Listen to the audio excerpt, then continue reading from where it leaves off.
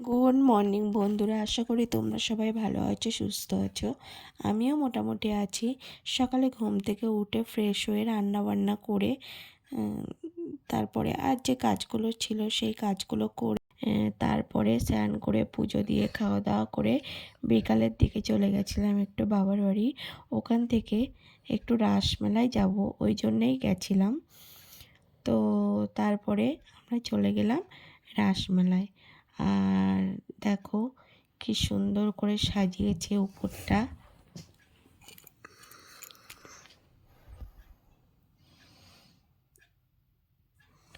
তারপরে মেন আকর্ষণ ঠাকুর আর করেছে পাগলা গারদ। পাগলা গারদে পাগলেরা সব চেঁচামেচি করছে, এইসবগুলোই আমার মা বলছিল।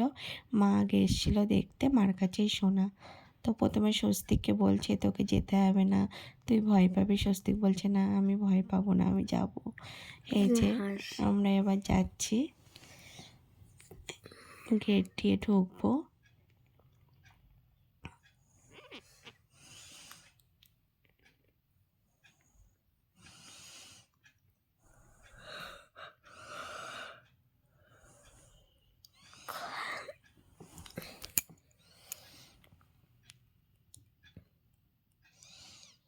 যে ঢুকে গেলাম, আর ভেতরে দেখো প্রচণ্ড ভিড় ছিল।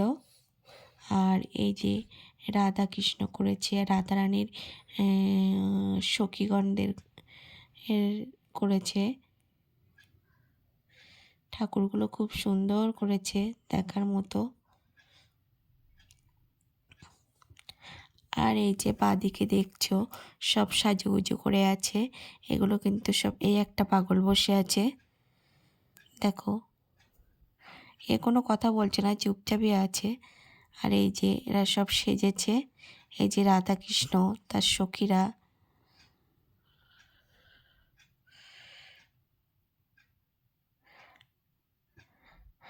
আর এই যে রাধারানীর অষ্টসখী।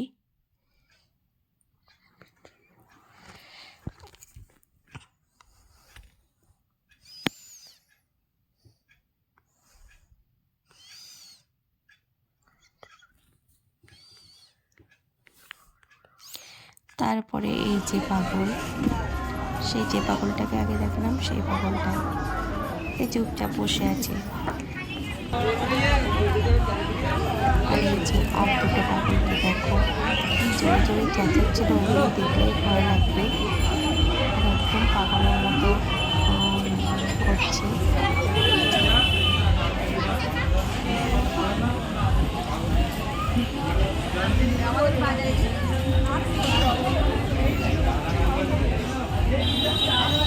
ওই পাশের পাগলটা খুব একটা চেঁচাচ্ছিল না, কিন্তু এই পাগলটা বেশি চেঁচাচ্ছিল।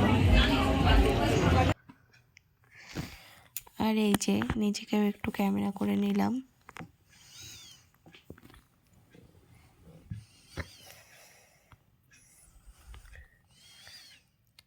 আর প্রতি বছরই যাই একদিন করে রাস দেখতে, বেশ ভালোই হয়। স্বস্তিক খুব একটা যায় না, আমি একাই যাই, আবার চলে আসি। তারপরে এদিকে চলে এলাম খেলনার দোকানে। চারিদিকে প্রচুর খেলনার দোকান বসেছে, খেলনার দোকানে চলে এলাম। স্বস্তিক একটা কি খেলনা নেবে।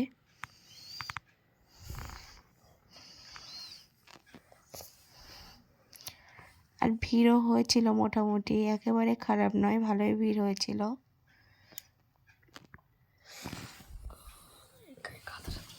আর এদিকে আমি নিয়ে নিলাম জিলাপি আর বাদাম।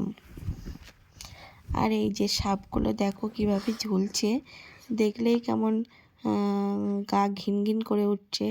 আর স্বস্তিক হাত দিচ্ছে, সাপগুলোকে নেবে বলছিল। আর এই সাপগুলো দেখো সব কেমন করে আছে।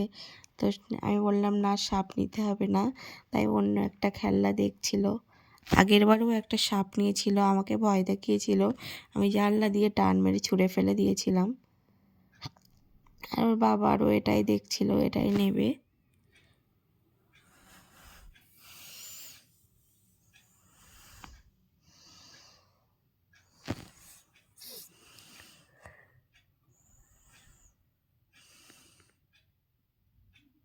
তারপরে চলে গেলাম ভুট্টার দোকানে, ও ভুট্টা খাবে বলছিল তাই।